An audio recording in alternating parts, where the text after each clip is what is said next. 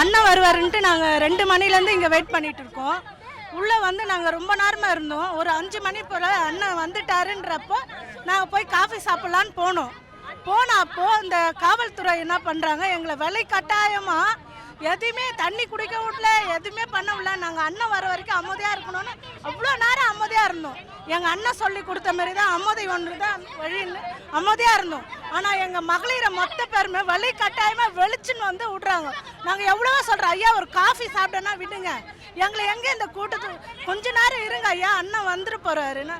அதெல்லாம் முடியாதுன்னு அவ்வளோ வழி கட்டாயமாக வச்சுட்டு வரோம். மகளிர் ஃபஸ்ட்டு ஆண்கள் தான், அப்புறம் தான் மகளிர் காவல்துறை வந்தாங்க. ஆண்கள் ரொம்ப இதுவாக பண்ணுறாங்க. அப்படின்னா இந்த இந்த ஜனநாயகத்தில் என்ன நடக்குது, என்ன ஆட்சி நடக்குது, இது ஒன்றுமே புரியலையே. எவ்வளோ குழந்தைங்க எங்கே பார்த்தாலும் வாதியாருங்களை சீரழிகிறாங்க. அந்த மாதிரி இதுக்கெல்லாம் போய் பாதுகாப்பு இல்லை, இதெல்லாம் இல்லை. எங்கள் அண்ணன் என்ன தவறு செய்தார், என்ன இது பண்ணார், ஒரு தலைவர் வீட்டில் ஒட்டினாங்க, அது வந்து பிடிச்சாங்க. அதுக்காக அந்த அமல்ராஜ்ன்றவர் எவ்வளோ அவர் வந்து அண்ணன் இல்லை யாரும் இல்லை வீட்டில் ஒரு பாதுகாப்புக்காக தடுக்கிறாரு.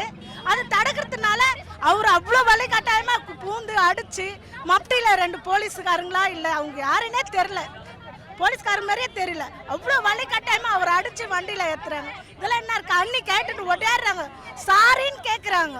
அப்போ கூட அவ்வளோ இதாக பேசிட்டு போகிறோம். இது என்ன ஆச்சு, உள்ள அலோவ் பண்ண மாட்டேன்றாங்க. நாங்கள் கிட்டத்தட்ட இத்தனை மகளிர் வெயிட் பண்ணுறோம், விடவே மாட்டேன்றாங்க.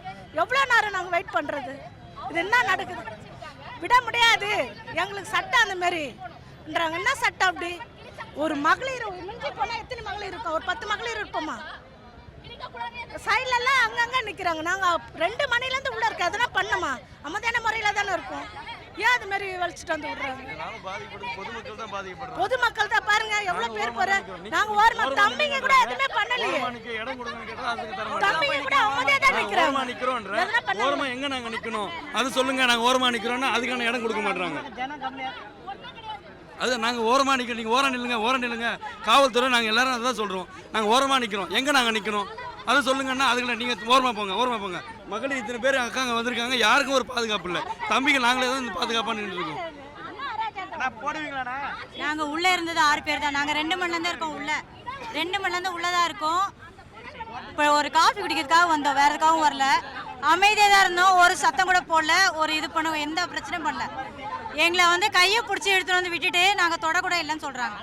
எங்களை கையை பிடிச்சி எடுத்துகிட்டு வந்து விடுறாங்க, அங்கேருந்து தள்ளிட்டு வராங்க ஃபுல்லாக. நாங்கள் எதனா பிரச்சனை பண்ணியிருந்தா இல்லை கத்தி இருந்தா ஏதாவது ஆர்ப்பாட்டம் பண்ணியிருந்தா பரவாயில்ல, எதுவுமே பண்ணலாம், அமைதியாக நாங்கள் பாட்டு நிற்கிறோம். எதுக்கு நிற்கிறோம், இந்த மாதிரி இடிச்சிட்டு நிற்கிறதுக்காக வந்து இன்னும் நீங்கள் விட்டுறாங்க சொல்லுங்கள். நாங்கள் அமைதியாக நிற்கிறது, அப்புறம் மகளிருக்கு என்ன பாதுகாப்பு கொடுக்குறாங்க சொல்லுங்கள். அவங்க சொல்கிறது என்னென்னா மகளிர் பாதுகாப்பு கொடுக்குறோன்னு. இப்போ பாருங்கள் எப்படி இருக்கோம், நாங்கள் நடு ரோட்டில் வந்து நிற்கிறோம். இப்போ ஓரமாக நின்று இருந்தவங்கள கூட்டு வந்து நடு ரோட்டில் நிற்கிறோம். இழுத்துட்டு கை பிடிச்சி தான் எடுத்துகிட்டு வந்தாங்க, யாரும் பொறுமையெல்லாம் சொல்லிலாம் கூட்டுவோம், கை பிடிச்சா எடுத்துகிட்டு வராங்க, எடுத்துகிட்டு வந்தால் விடுறாங்க.